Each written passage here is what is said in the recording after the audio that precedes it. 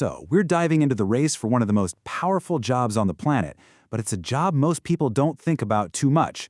Right now, though, the leadership of the Federal Reserve is in the middle of a huge political storm, and its future is completely up in the air. It's a good question, right? Who really runs the U.S. economy? You might say the president, maybe Congress, or even Wall Street. But honestly, the person with some of the most direct power is the head of the Federal Reserve. They're the ones steering the ship on interest rates, on inflation. I mean, they have an incredible amount of power over your wallet. And that's where this story really gets interesting. Because right now, that simple question has a very, very complicated answer. The normal way of doing things has been totally blown up by a political firestorm, a really high-stakes investigation, and a race to the top that has been thrown into absolute chaos. Okay, so let's get into it. A Fed in limbo. What is causing all of this uncertainty? Well, it all comes down to a single explosive piece of news that has put the whole central bank in a really tough spot. Get this. The Department of Justice is investigating the current sitting chair of the Federal Reserve, Jerome Powell. And no, this isn't just some internal review. This sent actual shockwaves through Washington and the financial markets, creating this huge power vacuum right at the top of the U.S. economy. The reaction to this news was, as you can imagine, immediate and pretty intense. And this isn't just about one person's career. A lot of people are framing this as a fundamental fight over the independence of the Fed itself. And that independence is so crucial, you know? It's what lets the Fed make tough, sometimes unpopular decisions to protect the economy free from any short-term political games. And what's really striking here is that the backlash is coming from both sides of the aisle. You've got Republican Senator Thom Tillis and Democratic Senator Elizabeth Warren. I mean, these are two people who agree on almost nothing, and they're using practically the same words to describe this. They don't see it as a legitimate investigation. They're calling it a political hit job. So this leaves us with two completely different ways to look at this whole thing. On one hand, you have folks in Congress from both parties calling it a political power grab. They think the White House is using the DOJ to force Powell out and install someone more loyal. But on the other hand, you have White House economic advisor Kevin Hassett saying, "Whoa, everyone calm down, this is just routine oversight." So which is it? The answer to that question has massive implications. And this isn't just talk, by the way. It's led to some serious political fallout. There are now calls from both parties to just freeze the confirmation process for any new Fed nominees. Senator Tillis has even gone a step further, promising he'll personally block any candidate until this investigation is over. The whole system is just grinding to a halt. So, with Powell's future totally up in the air, the race to replace him suddenly got, well, frantic.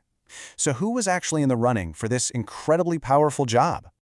The initial list of 5 candidates was a real mix of insiders and outsiders.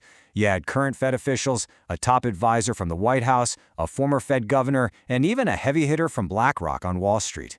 This was the starting lineup, a pretty diverse group all vying for that top spot.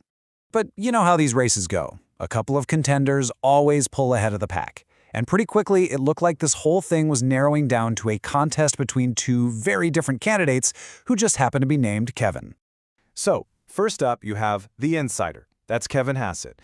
He was a top economic advisor in the White House, and he was widely seen as the leading candidate. He had the president's ear, and everyone figured he was the administration's pick to take over the Fed. And his main competition was the veteran, Kevin Warsh. Now, this guy had been there before. He's a former Federal Reserve governor. He really represents experience, a known quantity to the markets, a pretty stark contrast to the political insider Hassett. And this wasn't just some rumor. The president himself confirmed it.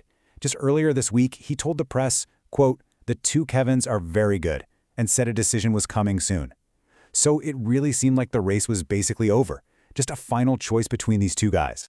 But then, in a really stunning and sudden reversal, the entire story just collapsed.